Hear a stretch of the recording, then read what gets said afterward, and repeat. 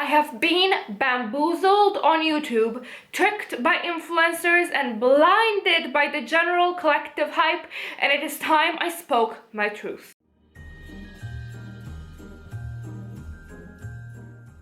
Hi friends, thank you for watching. My name is Mia and this is my virtual vanity, a place where we both love makeup and we're quite critical of it. Today's video is a collaboration with the wonderful, amazing Abby Williamson here on YouTube, who is one of my absolute favorite channels. If you don't know Abby, you really should.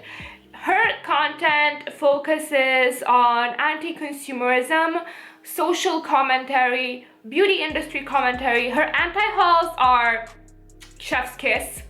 The amount of amazing salt is better than electrolytes after a hard workout. They just give me life. And her hatred of Amazon and Jeff Bezos waters my crops, aligns my chakras, cures my depression. I love her content and you should really check her out. I will have her video and her channel linked down below.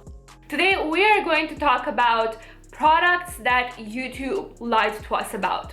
Because sometimes a veil is put over our eyes by the collective hype. Someone, somewhere on the YouTubes says that one product is great and somehow in a domino effect, everyone keeps agreeing, but then you actually try it for yourself and after that honeymoon period, you're kind of like, wait a second, this is kind of bad. So without further ado, let's talk about the products that personally disappointed me after hearing about them so much on YouTube, and I want you guys to leave your ones down below in the comments. So first one, the brand that I actually have a personal beef with because the disappointment was so great. Urban Decay palettes in general.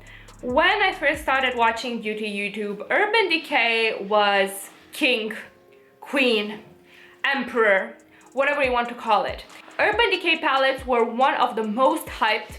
They were present in everyone's collection. They survived numerous declutters. They were called holy grails, staples, innovative, just peak beauty products in the community. Urban Decay arrived in my country relatively much later than the USA. So that would be mid-2010s when they arrived in our Sephora. So I did not buy necessarily Urban Decay at the height of its hype, but rather as it was slowly dying down, slowly walking its way to its funeral pyre. And I got myself two palettes. The Urban Decay 1, which I have since decluttered, and the Urban Decay 3, which I keep purely out of spite. I will be buried with that palette like the pharaohs of old, just to remind myself never to fall again for the hype and to trust my instincts when buying makeup, not whatever group of people on YouTube says. What I found was, despite everyone saying that, oh, Urban Decay is so easy to work with, oh, Urban Decay is so pigmented, oh, they're so good quality, the formula was incredibly mediocre. Legitimately on par with some local brands on here or imported Chinese makeup that we got for like a long time here. To me, Urban Decay was hyped out as peak American makeup and it was found lacking. I'm sure that they serve a certain type of consumer and that they were great when they first came out. Just like you could argue that a lot of classic literature by modern standards, you know, isn't that good, but for the time that it came out, it was revolutionary. Urban Decay had a time and place, and maybe because I experienced it as that time and place was slowly dying down, I could not appreciate it for what it was, and instead it was just a bitter disappointment. Second one, and I blame Nikki Tutorials. She did us dirty when she said that we need to use the Neve aftershave as primer. I do not understand why she thought that was a good idea. Like, I tried it.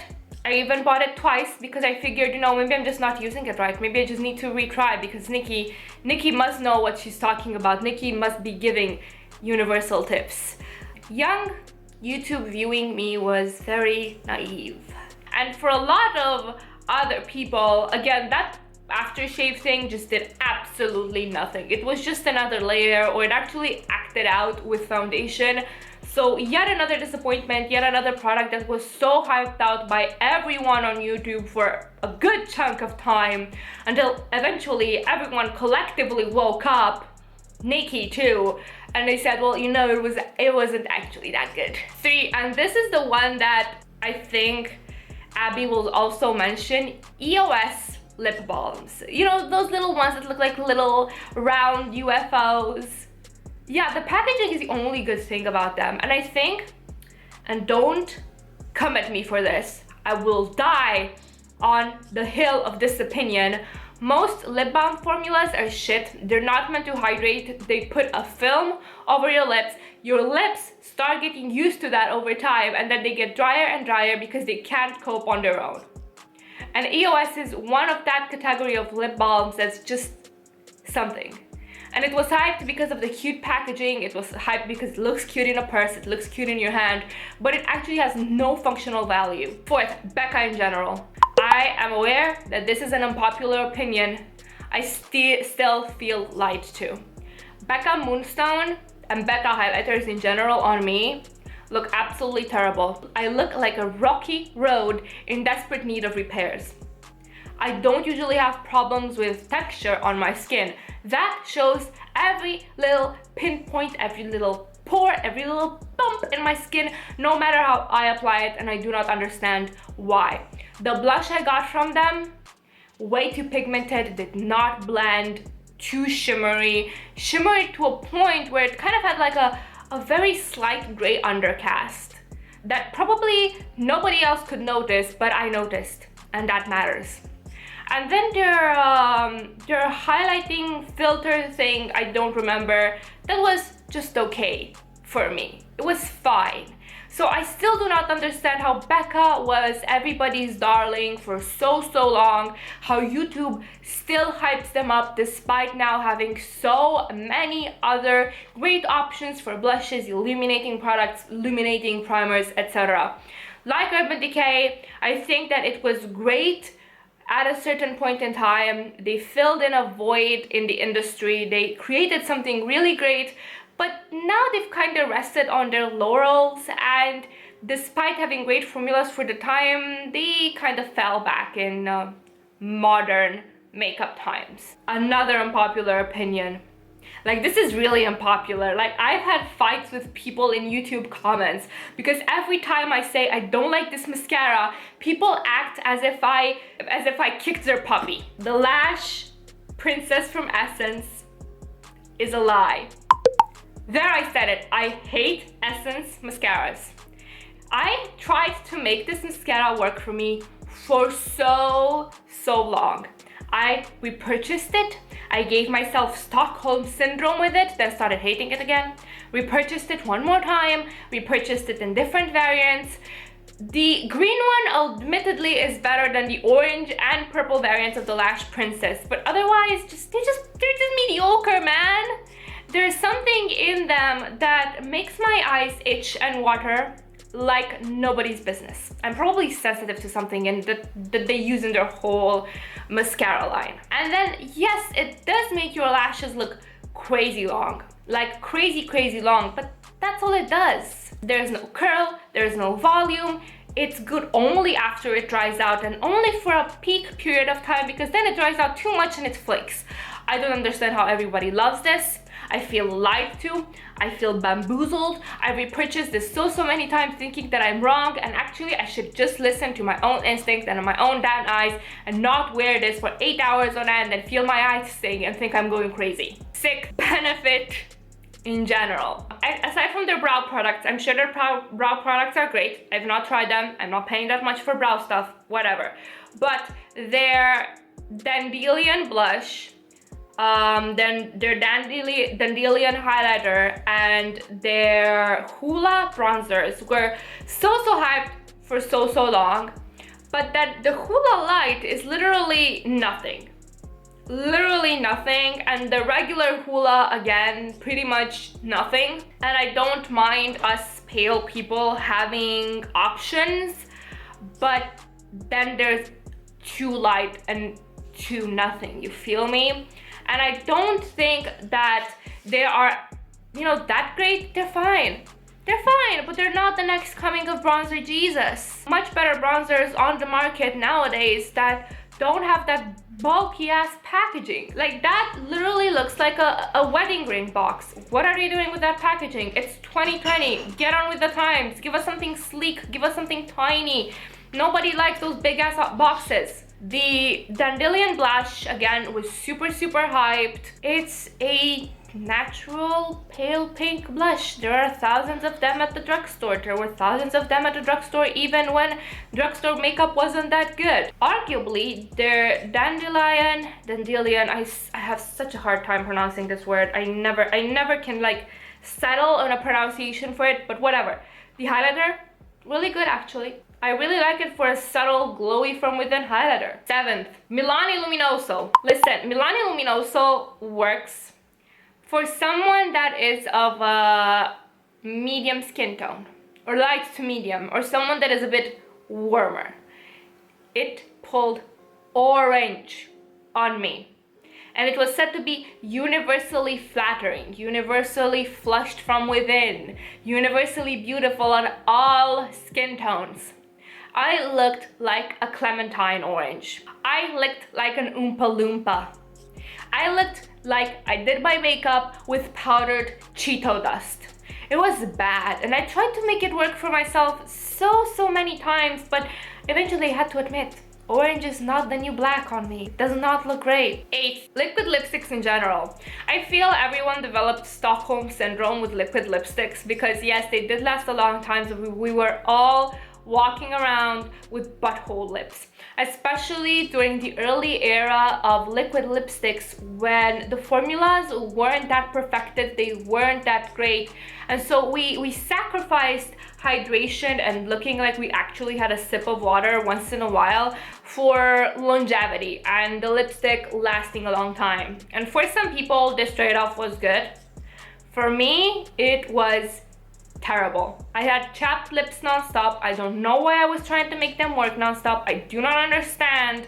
Especially the NYX lip lingeries. Those were bad. But for a whole damn year, that was everything that YouTube was talking about. Speaking of, grayish liquid lipsticks on all skin tones. Like any other color, grayish works for certain undertones, but not for everyone. We were all out there looking undead, casket ready, and not in the sexy vampire Lestat kind of way, but more like in the Moroi crawling out of the grave, ready to suck your soul and scare your family kind of undead. It was not a good look. And yet, we were all collectively suffering through it, thinking that we were hot shit. 10. Another unpopular opinion, Maybelline Fit Me Concealer. YouTube lied so badly to me about this. I'm sure it's lovely for certain people because a lot of people still love it. It's on the bestsellers list, but for me it was so bad. It was so liquidy. It just got into every fine line. It did not cover anything. It was just bad. Next one, ABH Dip Brow. Look, brows are a look. And I feel that a lot of people purposely choose that look because they love it, right? Even after the trend died out, they still love the gradient, dip brow, well-defined brows. I'm not talking to those people if you're one of them. I'm talking to us dummies that just wanted something quick on the brows. And ABH Dip Brow was sold as the universal brow product. When I finally started using the brow, I could not get what I was doing wrong. Too little, and it was nothing different than any other eyebrow pencil I was using. Too much, and I looked like I had caterpillars for brows. So it was definitely working for a subset of people, right? But it was touted as this universal product for everyone, for people that had sparse brows, for people that had bushy brows, for people that needed a natural look, for people that needed a strong look, for drag queens. And I'm like, okay, but this universal product isn't actually so universal if you need to fuss with it incessantly to make it look like you actually want it to look. I wish they would have just said, or influencers just said, this is good for this type of look, this is look for this type of brow. Not for fucking everyone. Last one, again, another controversial opinion, Natasha Denona. I recently got the Natasha Denona $65 palette in her color story Sunrise. I have a review of it. It's a pretty palette. I enjoy using it. The formula is nice. Is it $65 worth of nice? Not really. I mean, I get it if you would compare it only to mainstream Sephora stuff, but indie brands and mid-range brands have been doing good stuff as well, and I don't think it's worth it. Sorry, I don't think Natasha Denona is worth the price point she asks for. And I feel that everyone got suckered into normalizing paying those by influencers who got the palette in PR. But as someone who paid my own money for this palette, it did not change my life. It did not change my makeup application. It did not spark a revelation regarding makeup within me. It's nice to use. I love using it, but I love my $20, $30 palettes just as much. And for double the price, I should love it twice as much, right? But I don't. So yes, that was it. This will probably make a lot of people mad. I'm sure I attacked some of people's faves. But listen, if it works for you, more power to you, because you didn't waste your money like dummy old me. Plenty of stuff to love and there's plenty of stuff to roast, and it differs from person to person. Anyway, that was it from me. Please do not forget to check out Abby's channel and Abby's video linked down below. Thank you guys so much for watching, and I hope you'll have a wonderful morning, evening, second breakfast, third lunch, or whatever it is where you're from. Bye!